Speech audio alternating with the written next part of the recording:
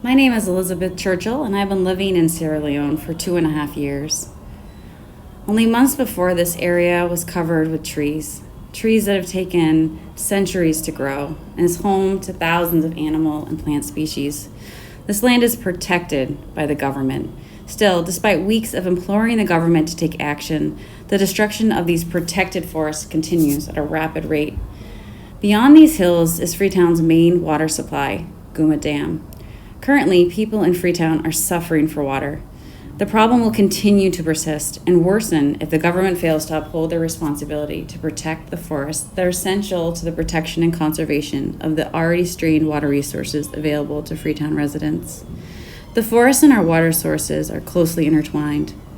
Studies in Africa have demonstrated that for every 1% of forest cover that is lost, the equivalent amount of water supply vanishes.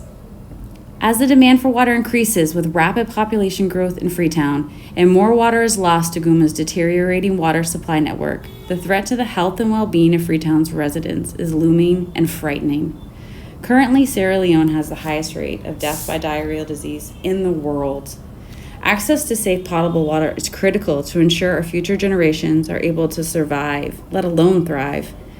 Access to education is meaningless without a child's health, or if rather than go to school, they are forced to spend hours searching for water. Is this what we want for our children? A world without trees and safe water, burdened with disease and fraught with stress and violence as we fight for our limited water sources? As our forests are stripped, our water supply situation becomes increasingly fragile. The government must start prioritizing its people and its future generations rather than permit the powerful to rob future generations of their right to a healthy and productive life. This is disgraceful, and action must be immediate.